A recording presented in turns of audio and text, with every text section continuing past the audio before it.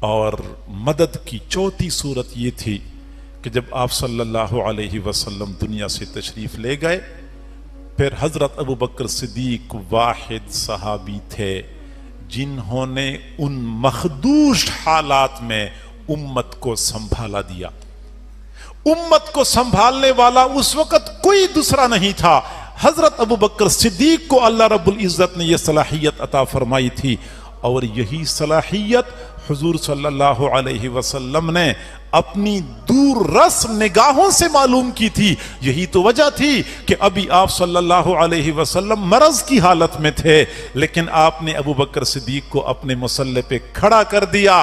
آپ کو اندازہ تھا کہ ابو بکر واحد شخصیت ہیں جو امت کو سنبھالا دے سکتے ہیں، اور ایسا ہی ہوا جب آپ صلی اللہ علیہ وسلم کی وفات کا جان کا واقعہ پیش آیا۔ حضرات صحابہ کرام کی عجیب حالت بنی ہوئی تھی، لوگوں کے اوسان خطا ہو چکے تھے، حواس ٹھیک طرح کام نہیں کر رہے تھے۔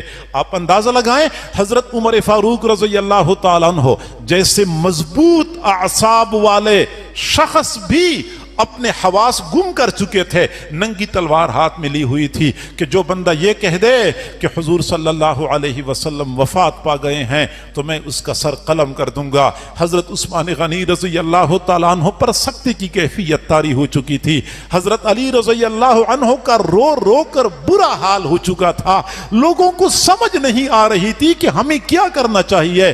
حضرت سیدنا صدیق اکبر رضی اللہ تعالیٰ عنہ مدینہ سے باہر عوالی کی طرف تشریف لے گئے تھے۔ جب ان کو وہاں خبر پہنچی تو گھوڑے پہ سوار بھاگتے ہوئے پہنچ گئے، حضرت عائشہ صدیقہ کے حجرے میں پہنچے، حضور صلی اللہ علیہ وسلم کے مبارک چہرے سے کپڑا ہٹایا، آپ کی مبارک ماتھے کا بوسہ لیا، پھر فرمایا بے ابی علیک و امی، میرا باپ اور ماں آپ پر قربان ہوں، طبت حیا و طبت میتا، میرے محبوب آپ نے زندگی بھی اچھی گزاری اور آپ کی وفات بھی اچھی حالت میں ہو چکی ہے۔ پھر آپ نے حضرت حضور علیہ السلام کی مبارک چہرے پہ کپڑا ڈال دیا، پھر مسجد نبوی کی طرف آئے، پھر مسجد نبوی کے حالات کا آپ نے جائزہ لیا کہ کوئی ادھر پڑا رو رہا ہے، کوئی ادھر پڑا ہوا بے حال ہو چکا ہے۔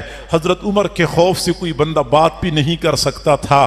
حضرت سیدنا صدیق اکبر رضی اللہ تعالیٰ عنہ جب مسجد میں تشریف لائے، میرے بھائیو یہ تکوینی معاملہ ہوتا ہے، وہ تکوینی معاملہ تھا۔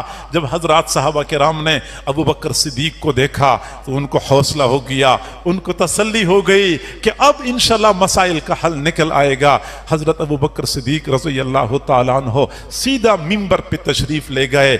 آپ نے کسی کو نہیں فرمایا تھا کہ او لوگوں قریب قریب آ جاؤ، آپ نے آپ سے ضروری بات کرنی، نہیں، تکوینی معاملہ تھا۔ صحابہ کرام خود بخود منبر کی طرف اکٹھے ہو گئے، یہاں تک کہ حضرت عمر نے بھی تلوار نیام میں ڈال دی، وہ بھی منبر کے قریب آ گئے۔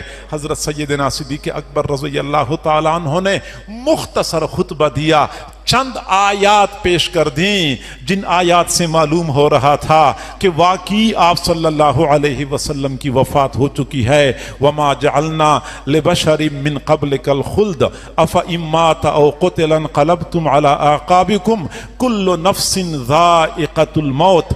اس طریقے سے چند اور آیات انہوں نے تلاوت کر لیں۔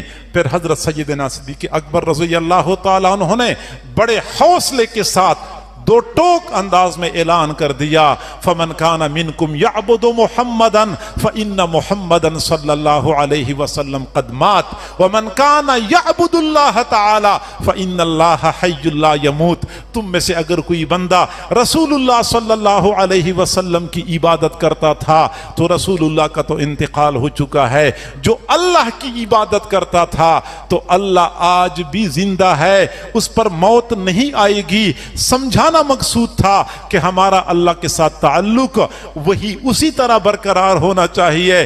رسول اللہ کا مقصد بھی اللہ کے ساتھ تعلق برقرار کرنا تھا، اور اگر رسول اللہ ہمارے درمیان نہیں ہے پھر بھی ہم اللہ کی بندگی کریں گے۔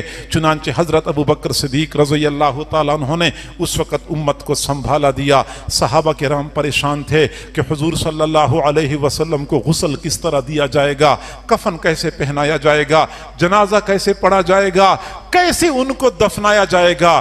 یہ بھی اللہ کی شان کہ ان تمام تر سوالات کے جوابات حضرت ابو بکر صدیق کے پاس تھے، انہوں نے ایک ایک کر کے مسئلہ بتا دیا کہ ہمیں کیا کرنا چاہیے۔ اور پھر جب حضرت سیدنا صدیق اکبر رضی اللہ تعالیٰ عنہ کو خلافت ملی، پھر خلافت ملنے کے بعد چند کام ایسے تھے جو انتہائی ضروری تھے۔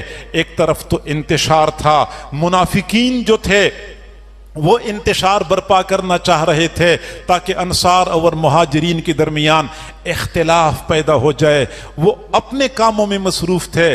دوسری طرف حضرت ابو بکر صدیق رضی اللہ تعالیٰ عنہ کے سامنے حضرت اسامہ بن زید کے لشکر کی روانگی کا معاملہ تھا، وہ انتہائی ضروری امر تھا۔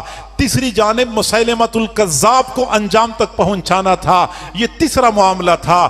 کچھ لوگوں نے زکوٰۃ کا انکار کر کے علانیہ طور پہ بیزاری کا اظہار کر لیا، ان کی سرکوبی کرنا یہ چوتھا معاملہ تھا۔ یہ چار بڑے معاملات تھے، اور حضرات صحابہ کرام پریشان تھے کہ ان معاملات پہ کیسے قابو پایا جائے گا۔ جب سیدنا صدیق اکبر رضی اللہ تعالیٰ عنہ نے مؤثر انداز میں اقدام کرنے کا ارادہ کر لیا تو حضرت عمر رضی اللہ تعالیٰ عنہ جیسی باہمت شخصیت نے بھی کہہ دیا کہ ابو بکر تھوڑا سا نرمی کا مظاہرہ کریں، منکرین زکوٰۃ کے خلاف اتنا سخت اقدام نہ کریں، ابھی نرمی کا مظاہرہ کریں، حالات اچھے ہو جائیں گے پھر بعد میں سختی کر لیں۔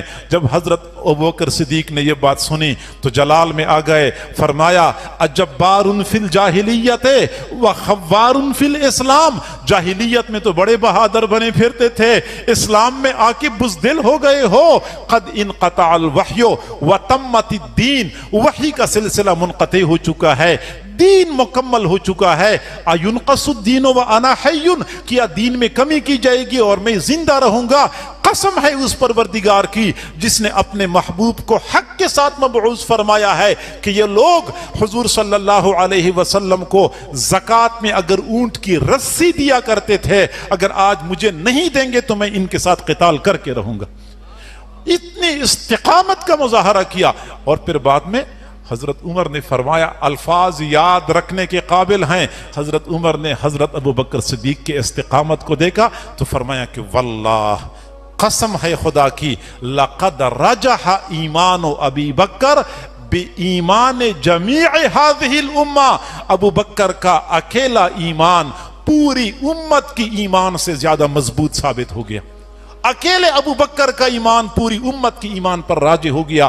اور حضرت ابو ہریرہ رضی اللہ تعالیٰ عنہ نے فرمایا، لولا ابو بکر لما عبد اللہ ولولا اید اللہ الصدیق لضاعت الامت وتفرقت، اگر اللہ تعالیٰ سیدنا صدیق اکبر کو کھڑا نہ کرتا تو یہ امت منتشر ہو جاتی، امت میں افتراق پڑ جاتا۔ یہ ابو بکر صدیق کا کمال تھا کہ انہوں نے اپنی ہمت کے ساتھ امت کو یکجا رکھا۔ تو حضور صلی اللہ علیہ وسلم کے پردہ فرمانے کے بعد اس امت کو سنبھالا دینا، یہ مدد کی چوتھی صورت تھی۔